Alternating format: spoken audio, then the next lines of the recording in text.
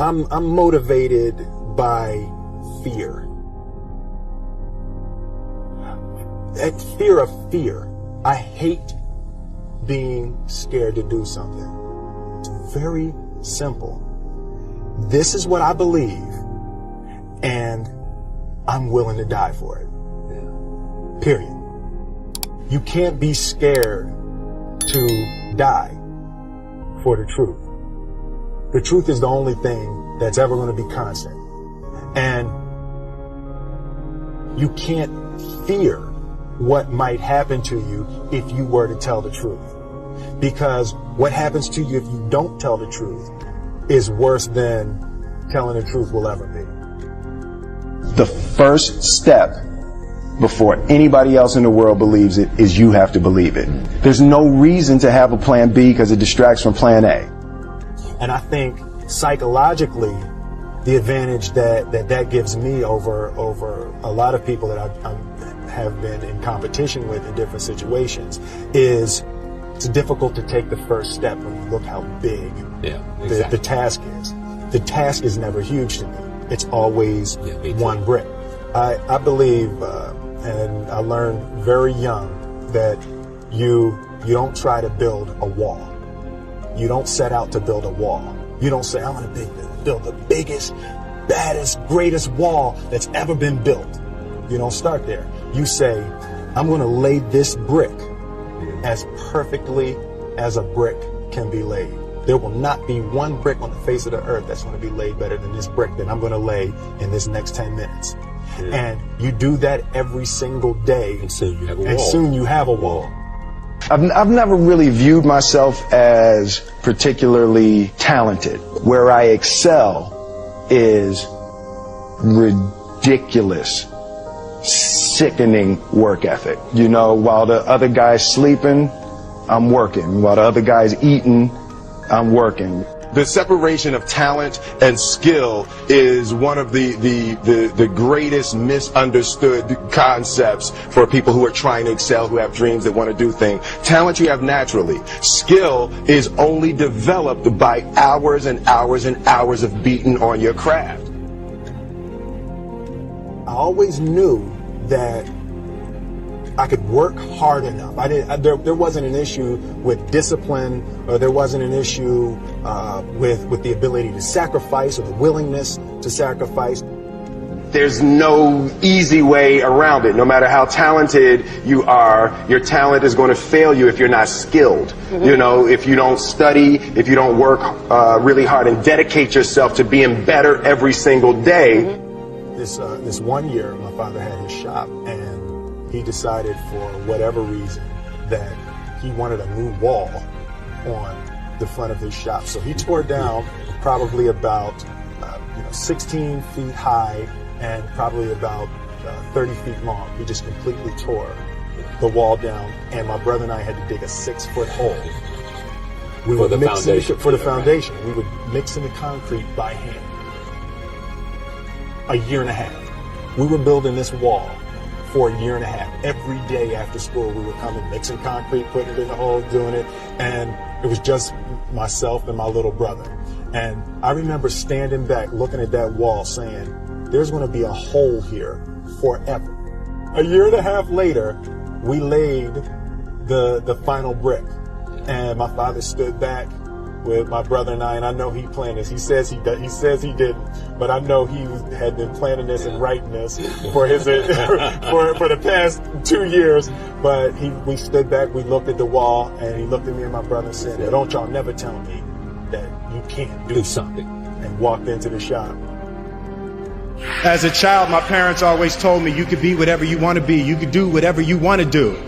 And you know, that office, that position, the highest office on the face of the earth, it was something I heard my parents saying it, but I didn't totally believe it. Yet I went out in the world and I carried myself and I held my head high and I stood there and I looked people in their eyes and I talked to people as if I was deserving of everything that this planet has to offer. I really want to say to children out there and to people who are watching, Confucius said one time, he who says he can and he who says he can't are both usually right.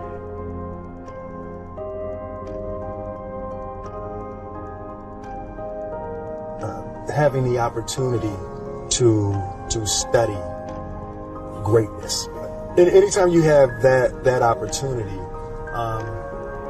there are certain intricacies that will make clear who you are. It becomes that much more clear who you are.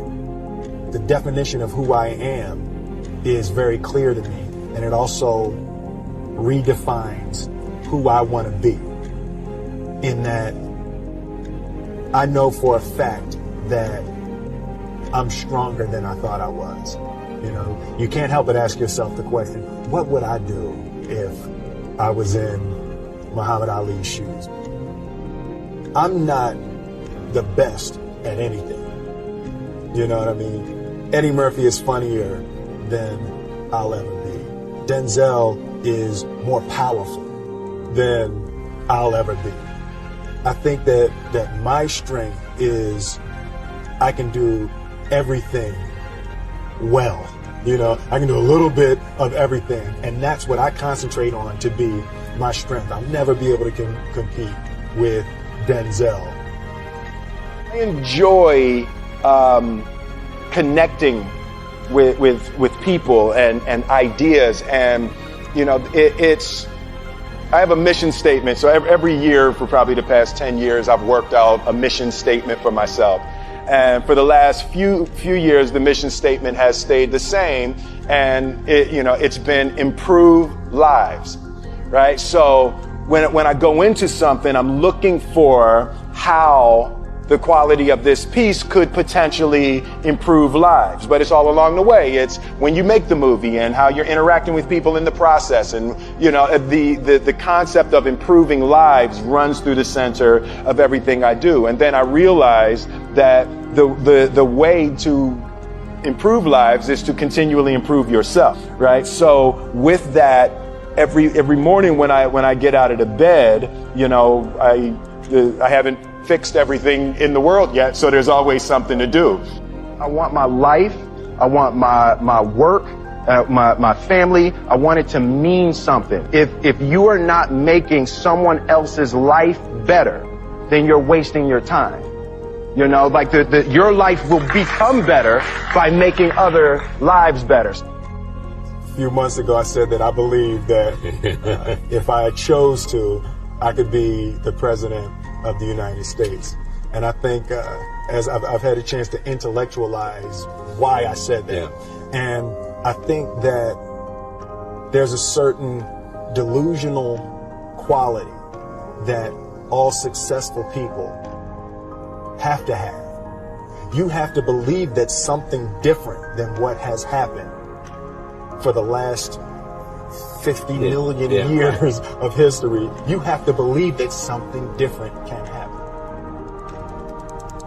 The one thing that I truly tried to communicate in the interpretation of Ali is the complex simplicity of greatness.